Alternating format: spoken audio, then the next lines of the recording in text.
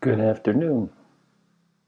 It's a Saturday afternoon, long weekend here in Taiwan. Yesterday was their Dragon Boat Festival featuring the Dragon Boat races.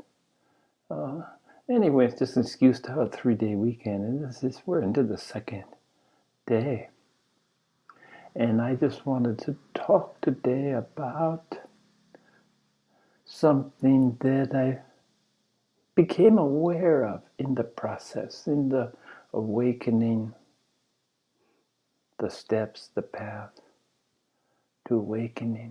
And this is cognitive dissonance. Essentially, when you encounter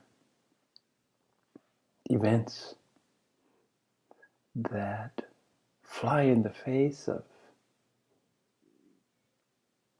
counter your beliefs previously held.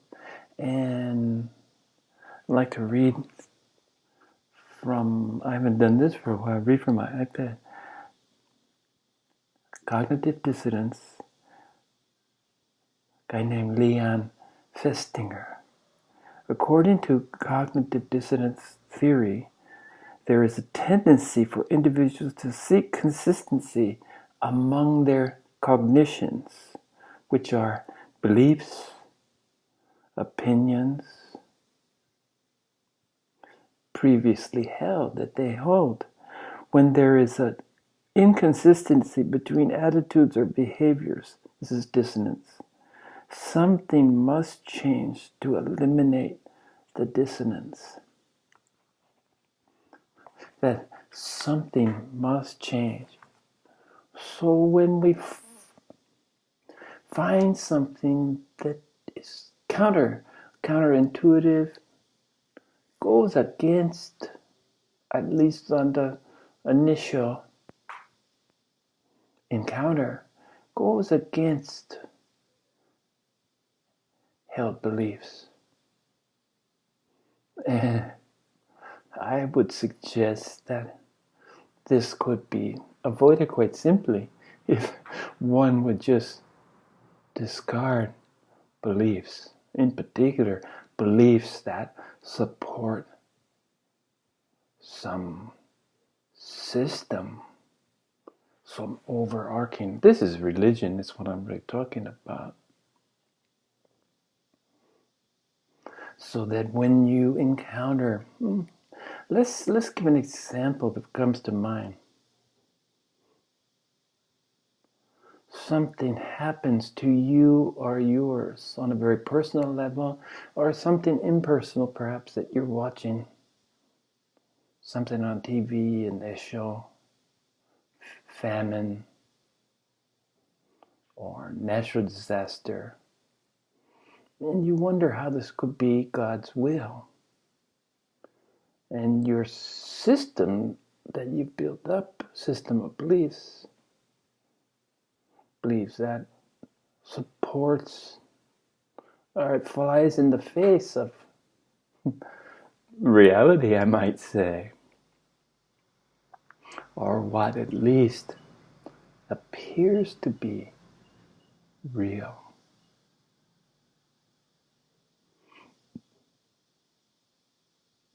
And people find some way to rationalize, to explain, to wrap their head around, essentially, this dissonance.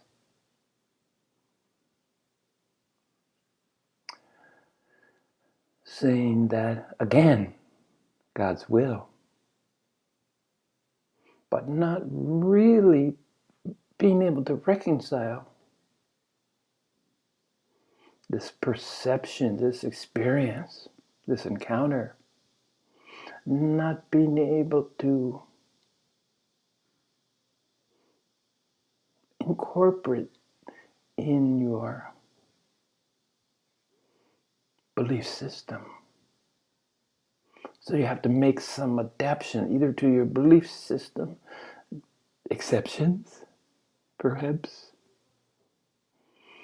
Or the simplest thing is to say, well, it's beyond my understanding, so I'm released from any conflict, this encounter of something counter to my belief structure. And I think simply by living long enough that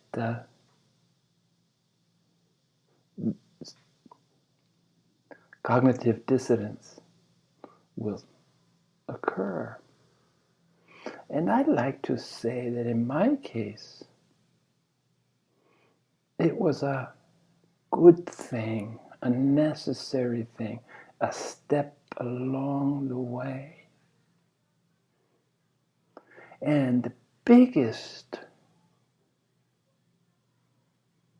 cognitive dissonance that I encountered was the obvious one of duality and non-duality.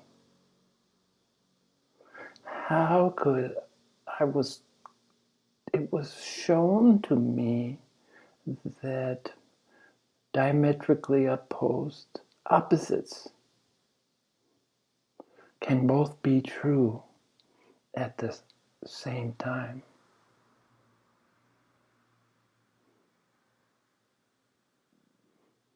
Not only true, but equally true.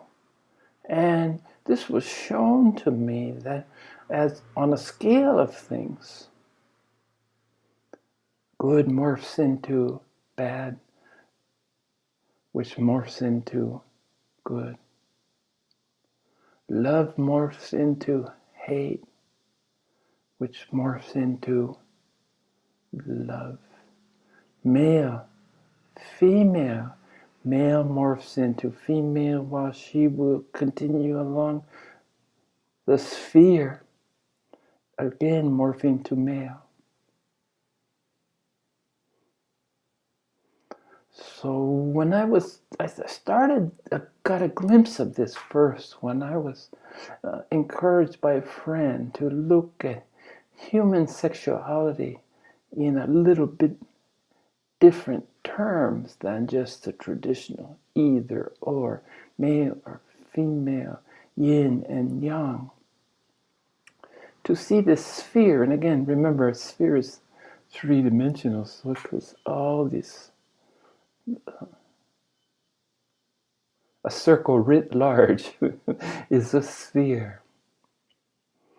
And different degrees of sexuality.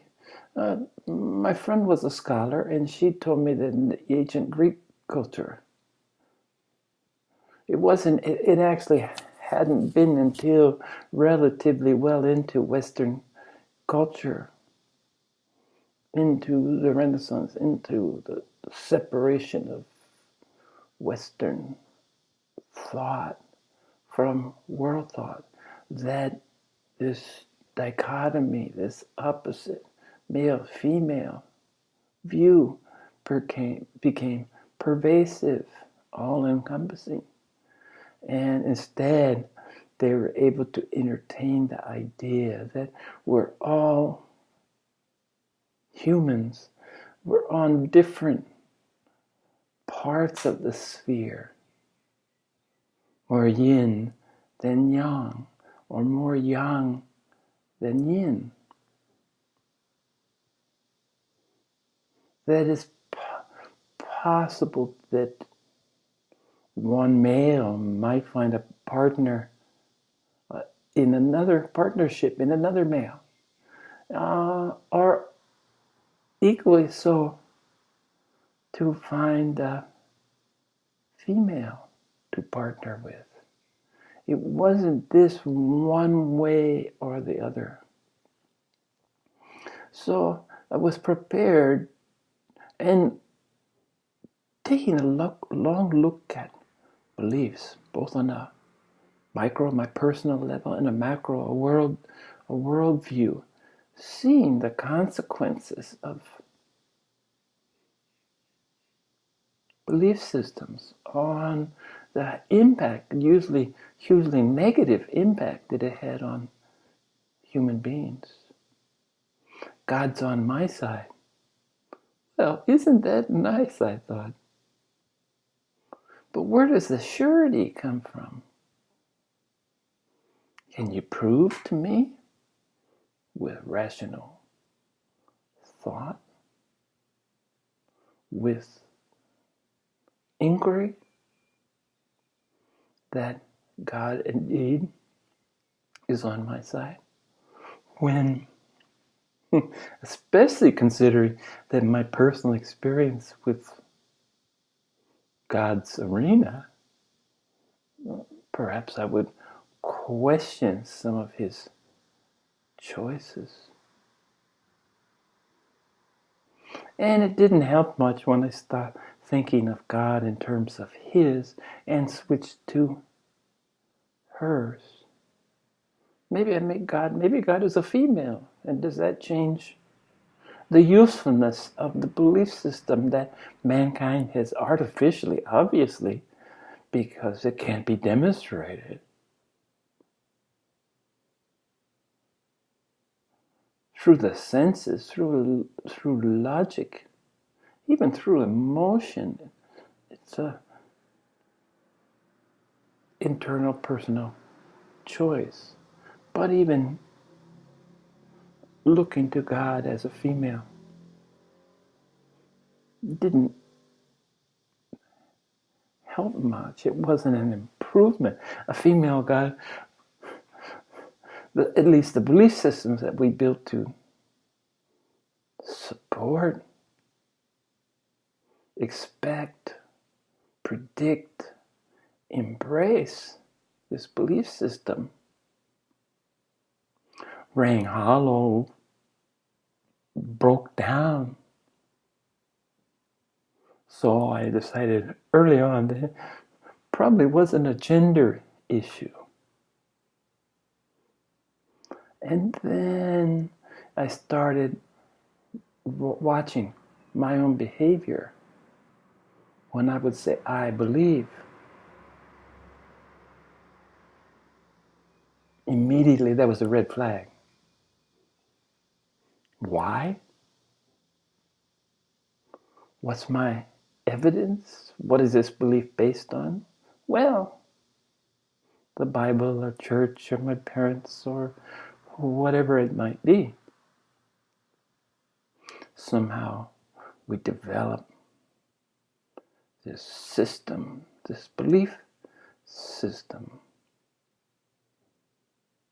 Probably it helps us relate, identify, to find ourselves, and ourselves I'm talking about ego-wise, among this infinite, chaotic, continual onslaught of this bombardment of the senses from simply what seems to be out there.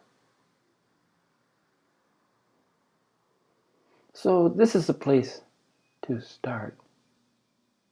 And I'd been preparing early on. I saw that there wasn't a particular belief system that could withstand my scrutiny. Intellectual, emotive, sensory-based.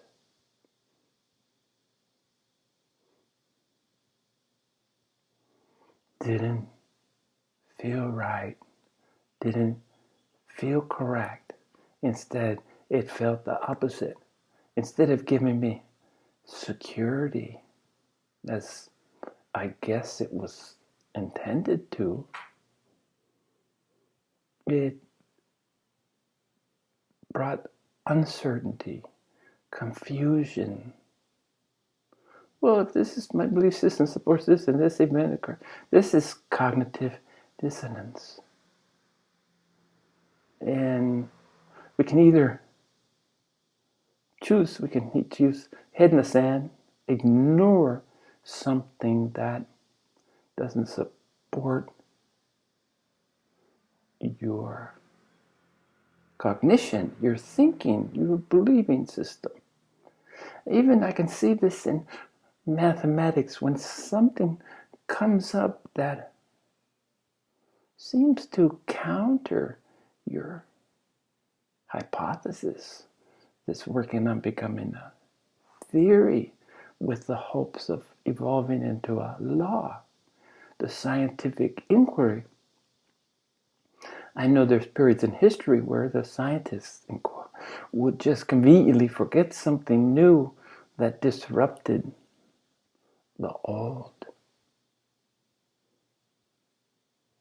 It's this human condition that change is not usually welcome, sometimes ignored or not even recognized.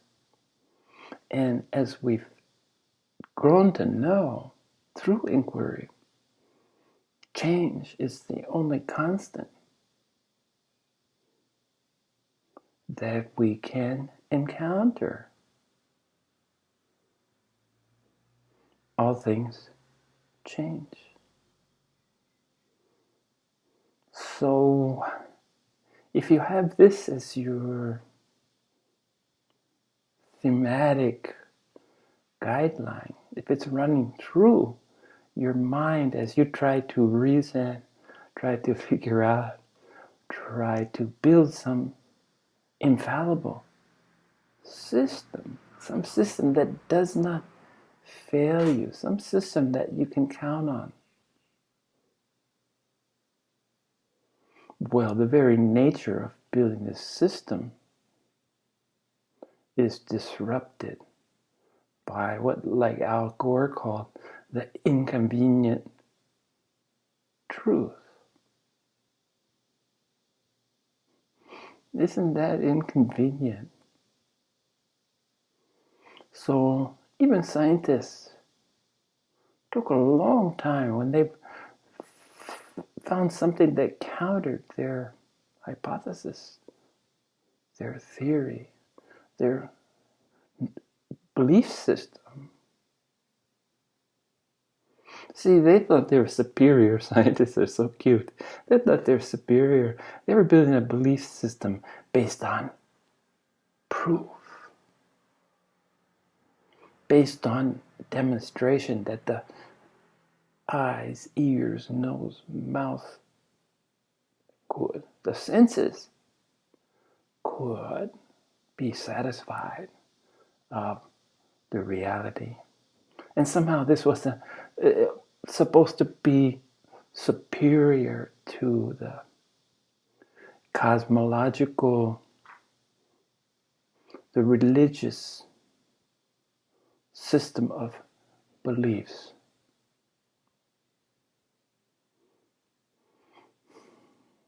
And there's really not much difference. Any belief is that. A belief is simply a belief.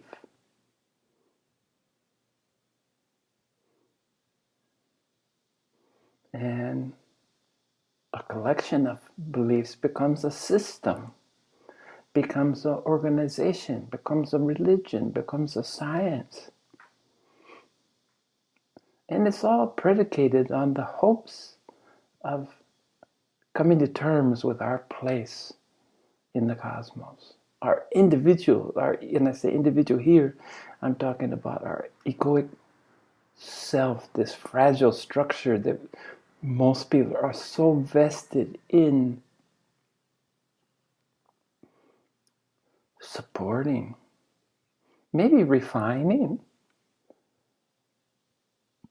but that's just semantics. All of it is simply an egoic attempt to hold on to this view of it being first special and then separate.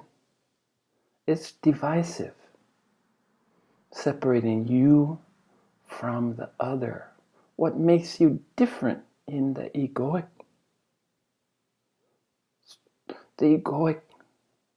order, the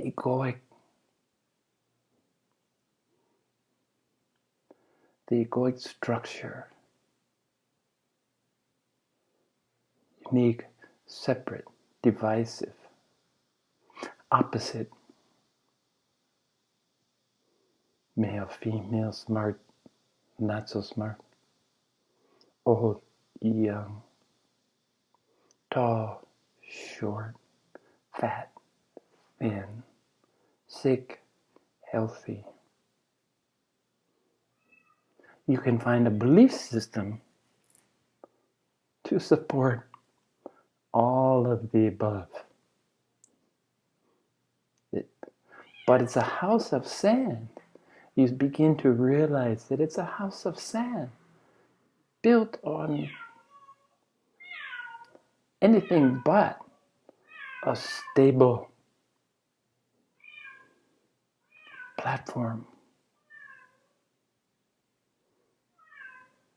So some people, their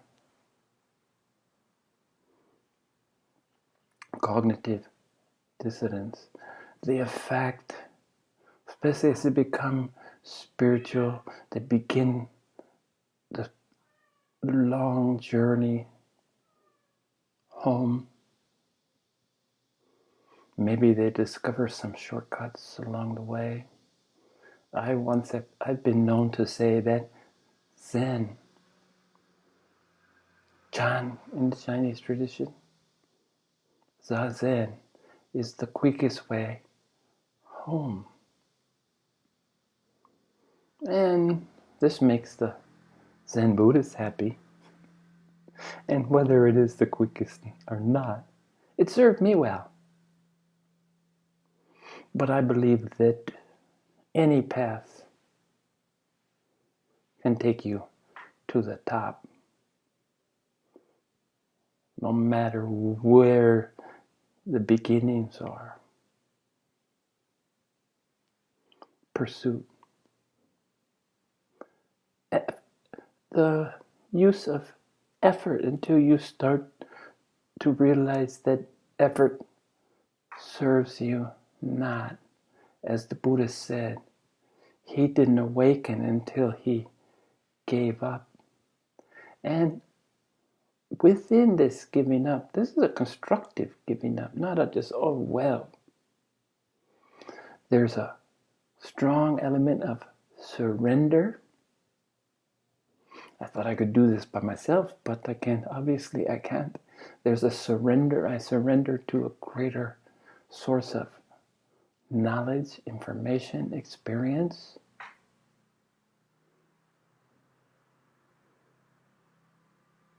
I give up my individual clinging, the ego clinging to its own mirage, its own constructed, created falsity in attempts to bolster separation. This is the time when we understand that we've always been awakened. This sounds like a platitude now, it's used so much, but it doesn't make it any less valuable or useful.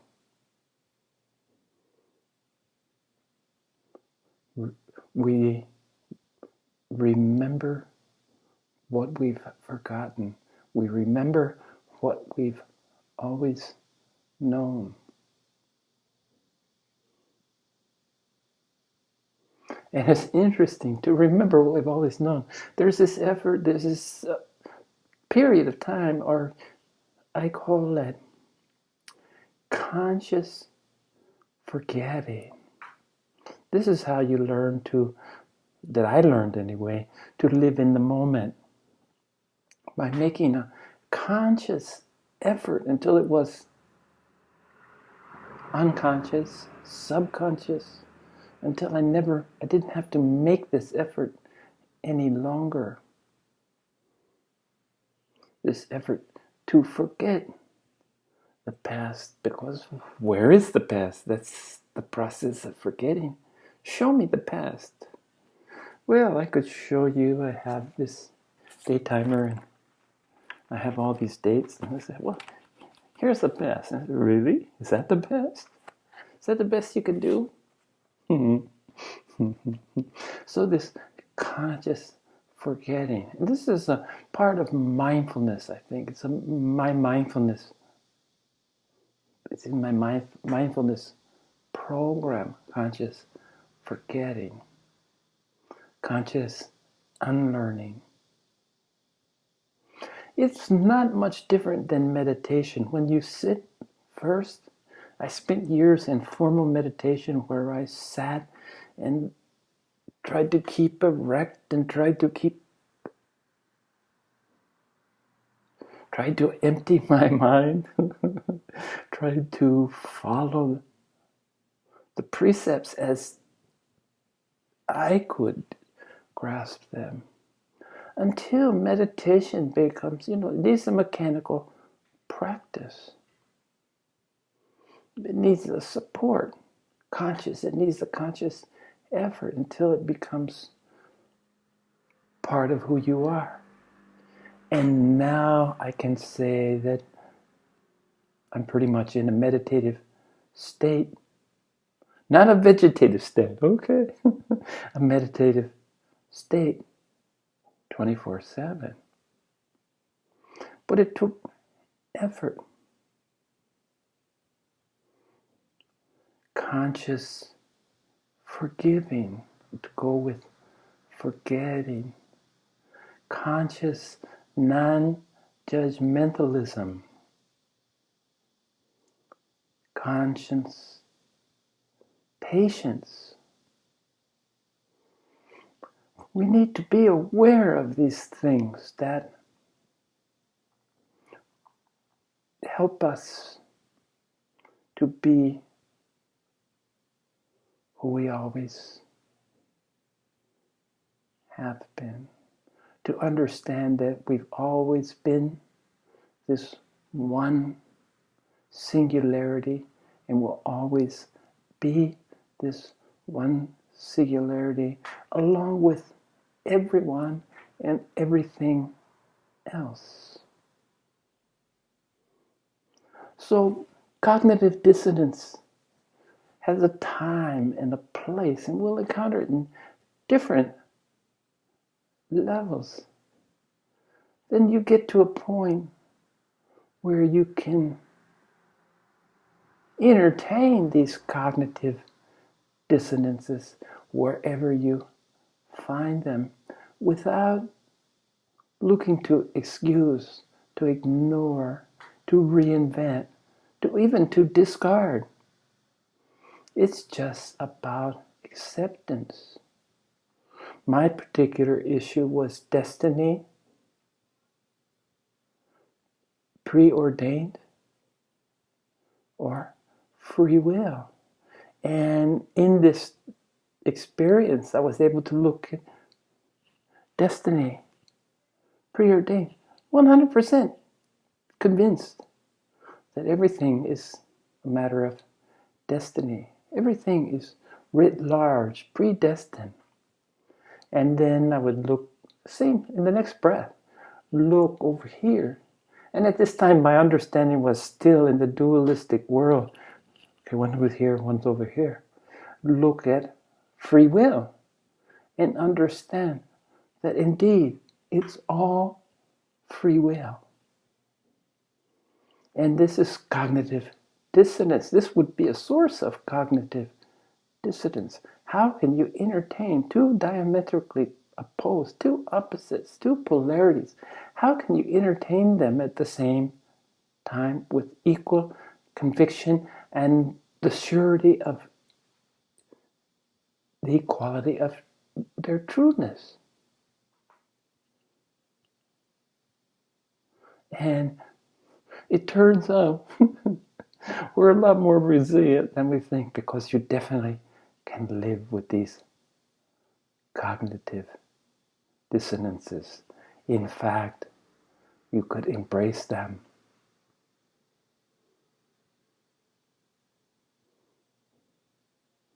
You could understand that duality, the apparent duality, is an illusion, is Maya, is a veil. Then you really can experience non-dualism, oneness, completeness, perfection, bliss, infinity, love.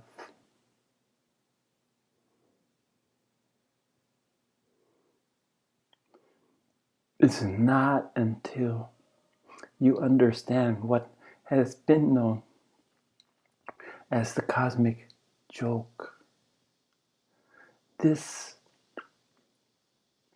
resiliency to accept cognitive dissonance and realize that it too is an illusion. If all is one, if there aren't opposites, if